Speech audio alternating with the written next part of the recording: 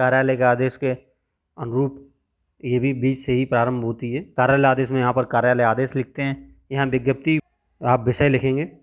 विज्ञप्ति और कार्यालय आदेश में एक अंतर ये है कि कार्यालय आदेश के अंत में एक लाइन आप लिखते हैं कि उपरोक्त का अनुपालन तत्काल प्रभाव से सुनिश्चित करें, जैसे आदेश दिया जाता है। अब चूँकि ये सूचना है, ये कोई आदेश नहीं है, तो इसलिए इसमें यहाँ पर ऐसी कोई पंक्ति यहाँ भी नहीं लिखते हैं। जय हिंद दोस्तों। यूपीपीसीएस मेंस के हिंदी पेपर में 100+ अंक कैसे लाएं कि इस सीरीज में हमने पिछली वीडियोज़ में देखे सरकारी अर्ध सरकारी पत्रों के प्रारूप, उनमें अंतर, तार लेखन एवं कार्यालय आदेश लेखन। आज की इस वीडियो में हम देखेंगे अधिसूचना विज्ञप्ति के बारे में। अधिसूचना या विज्ञप्ति क्या है, उसकी विशेषताएं क्या हैं और उनका प्रारूप क्या है।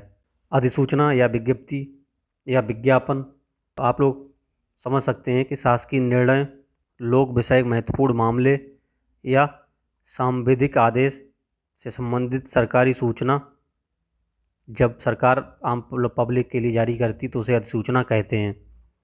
इसको विज्ञप्ति भी कहा जाता है तथा इसका गजट में प्रकाशन अनिवार्य होता है। तभी गजट में प्रकाशन होगा, तभी वो आम जनता के जानकारी में आएगी।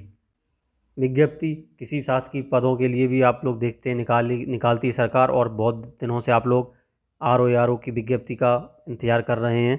तो यही RO की अधिसूचना का इंतज़ार कर रहे हैं आप लोग, तो उसका एक प्रारूप हम लोग देखेंगे। अधिसूचना की विशेषताएं डायरेक्ट आपसे पूछा जा सकता है। अधिसूचना क्या है एवं इसकी विशेषताओं सहित इसके प्रारूप को लिखिए। इस तरह से प्रश्न आपके सामने आ सकता है। अधिसूचनाओं की विशेषताएं ये है, ये इसका विधिक महत्व है। आप लोग देख रहे होंगे कि एक बार जो वैकेंसी का जो विज्ञापन, किसी भी पद का जो विज्ञापन आ जाता है उसका विधिक महत्व होता है। आप लोग अगर सरकार उसे फॉलो नहीं करती है तो उसके आधार पर, विज्ञापन के आधार पर आप लोग कोर्ट जा सकते हैं और सरकार पर उसे लागू करने का दबाव बना सकते हैं। विज्ञप्ति को उन विषयों के लिए प्रयोग किया जाता है जिसमें शासन का नीतिगत मुद्दा सम्मिलित होता है। अधिसूचना शासकीय विषयों का सबसे प्रभावित दस्तावेज मानी जाती है। शासकीय विषयों का अगर कोई भी दस्तावेज है, अधिसूचना इसलिए मानी जाती है क्योंकि इसका सरकारी गजट में प्रकाशन होता है और इसकी विधिक वैल्यू होती है, इसका विधिक महत्व होता है। इसलिए कोई भी इन्फॉर्मेशन अगर विज्ञप्ति के जरिए सरकार दे रही है तो वो एकदम ऑथेंटिक है, राष्ट्रपति, राज्यपाल या सर्वोच्च पदाधिकारी द्वारा जारी की जाती है, इसलिए इसका प्रकाशन सरकारी गजट में किया जाता है। यह किसी विभाग के संबंध में सरकारी सूचना होती है, कभी कभी यह आम जनता से संबंधित होती है। ये सारी विशेषताएं आपके सामने लिखी हुई हैं। पृष्ठांकन इनका अनिवार्य होता है, पृष्ठांकन करना होता है। सूचना प्राप्त करने वाले अधिकारी को पृष्ठांकन की एक प्रति भेज दी जाती है। इसका मुख्य उद्देश्य सरकार के निर्णय की जानकारी संबंधित अधिकारियों और कर्मचारियों के साथ साथ जनसाधारण को कराना है, जैसा कि मैंने आपको बताया। सरकारी गजट में प्रकाशन होने पर शासन के निर्णयों को वैधता प्राप्त हो जाती है क्योंकि इसकी विधिक मान्यता होती है। इन्हें लोक महत्व का मानते हुए सर्वसाधारण को सूचनार्थ प्रकाशित किया जाता है। अन्य पुरुष की भाषा में अप्रत्यक्ष अनुकथन के रूप में सूचनाएं दी जाती हैं। अन्य पुरुष बताया था मैंने, इसमें मैं का प्रयोग ना करके हम सब का प्रयोग करते हैं। आइए तो इसके प्रारूप के बारे में देखेंगे। कार्यालय के आदेश के अनुरूप ये भी बीच से ही प्रारंभ होती है, इसकी मेन स्टार्टिंग बीच से ही होती है। मध्य से विभाग, अनुभाग, संख्या, दिनांक, स्थान, इतनी चीज़ें ये कार्यालय आदेश के समान हैं।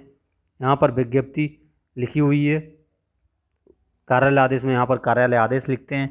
यहाँ विज्ञप्ति के बाद आप विषय लिखेंगे, किस विषय से संबंधित है, उसके बाद आप लिखना शुरू करेंगे। एतद् द्वारा सर्वसाधारण को सूचित किया जाता है। सूचना है चूँकि विज्ञप्ति एक प्रकार की। फिर आप लिखते जाएंगे, अगली पंक्ति जब आप लिखेंगे तो वही यहाँ से प्रारंभ करेंगे। फिर जब दूसरी पंक्ति प्रारंभ करेंगे तो नंबरिंग देंगे, बाद में विराम लगाएंगे। विज्ञप्ति और कार्यालय आदेश में एक अंतर ये है कि कार्यालय आदेश के अंत में एक लाइन आप लिखते हैं कि उपरोक्त का अनुपालन तत्काल प्रभाव से सुनिश्चित करें, जैसे आदेश दिया जाता है। अब चूँकि ये सूचना है, ये कोई आदेश नहीं है, तो इसलिए इसमें यहाँ पर ऐसी कोई पंक्ति यहाँ भी नहीं लिखते हैं। तो कार्यालय आदेश और यहाँ अधिसूचना या विज्ञप्ति में एक मुख्य दो अंतर, यहाँ पर कार्यालय आदेश की जगह विज्ञप्ति लिखेंगे और यहाँ पर निर्देशात्मक वाक्य के उपरोक्त का अनुपालन तत्काल प्रभाव से सुनिश्चित करें जैसे शब्दों का प्रयोग नहीं करेंगे। बाकी चीज़ें सब सेम हैं। फिर आज्ञा से, किसकी आज्ञा से भेजी जा रही है, हस्ताक्षर, नाम, ब्रैकेट, ये कोष्ठक, पदनाम, विराम चिन्ह, फिर इसकी संख्या, प्रतिलिपि किस किस को कार्रवाई हेतु प्रेषित है, नंबरिंग, विराम, फिर आज्ञा से हस्ताक्षर, नाम, कोष्ठक, पदनाम, विराम चिन्ह। ये देखेंगे तो आप ये कार्यालय आदेश के समान ही है। इसमें 2 अंतर थे वो मैंने आपको बता दिए हैं। पहला अंतर जो यहाँ पर इसको हेडिंग दी हुई है मेन, यहाँ विज्ञप्ति लिख देनी है। दूसरा यहाँ कोई आदेशात्मक वाक्य नहीं लिखना है, डायरेक्ट सीधे ही समाप्त हो जाएगी सूचना आपकी। आइए इसका एक प्रारूप भी देख लेते हैं। उत्तर प्रदेश सरकार की ओर से शिक्षकों की सेवानिवृत्ति वय बढ़ाने के संदर्भ में एक सूचना का प्रारूप तैयार कीजिए। आपको दिया गया है अधिसूचना का प्रारूप तैयार करना है। तो कार्मिक शिक्षकों की सेवानिवृत्ति या नियुक्ति सरकारी सेवाएं कार्मिक एवं प्रशासनिक विभाग द्वारा देखी जाती हैं। तो उत्तर प्रदेश, ये लिख दिया विभाग का नाम। अनुभाग आप कुछ भी लिख सकते हैं, 1 2 संख्या अपने मन से बना के लिखेंगे। इसमें का, अंक, अक्षर, सन समाहित हो जाएं। दिनांक बाद में सन, दिनांक और बाद में स्थान। फिर अधिसूचना वय वृद्धि, ये अधिसूचना हो गई, ये विषय वय वृद्धि हो गई है, यानी आयु में वृद्धि। सीधे से अधिसूचना आप लिख देंगे सरकार का क्या निर्णय है या क्या लेने जा रही है। उत्तर प्रदेश शासन द्वारा राज्य के समस्त शिक्षकों की मांग के मद्देनज़र रखते हुए सेवानिवृत्ति वय बढ़ाने का निर्णय किया गया है। तत्संदर्भ में सेवानिवृत्ति की वर्तमान सीमा 60 वर्ष से 62 वर्ष कर दी गई है। उक्त निर्णय 1 जनवरी 2021 से प्रभावी माना जाएगा। कोई निर्णय है तो आप तारीख लिख देंगे, उसको कब से प्रभावी माना जाए, सरकार ने वो निर्णय कब से लागू करने का विचार किया है, ये सारी बातें आप लिख देंगे। और यहाँ पर सीधी सी बात, आपको वो उपरोक्त का अनुपालन तत्काल प्रभाव से सुनिश्चित करें जैसे आदेशात्मक वाक्य नहीं लिखने।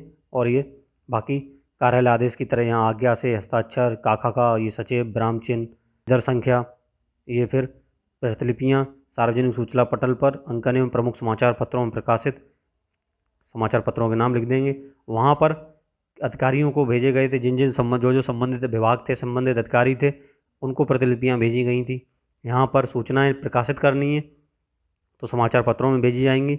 और उसके बाद में फिर से आज्ञा से हस्ताक्षर, काखा का नाम, कोष्ठक में मुख्य सचिव, पदनाम, विराम चिन्ह, ये आप लोगों की सूचना का प्रारूप हो गया। एक बार आप लोग लिख के देखेंगे और सूचना और कार्यालय आदेश दोनों आप लोग एक साथ पढ़िएगा, दोनों के प्रारूप एक साथ बनाइए, उनमें डिफरेंस देखिए। कोई ज़्यादा डिफरेंस नहीं है, आपको बता दिया, बस आदेशात्मक वाक्य का प्रयोग नहीं करना है, ऊपर हेडिंग चेंज करनी है और प्रतिलिपियाँ किसे भेजनी है इन यहाँ पर आपको देखना है। बस इतना आप लोग करेंगे तो निश्चित ही आप लोग अच्छे मार्क्स लेकर आएंगे हिंदी में। अगली वीडियो में हम देखेंगे परिपत्र के बारे में। तब तक के लिए जय हिंद।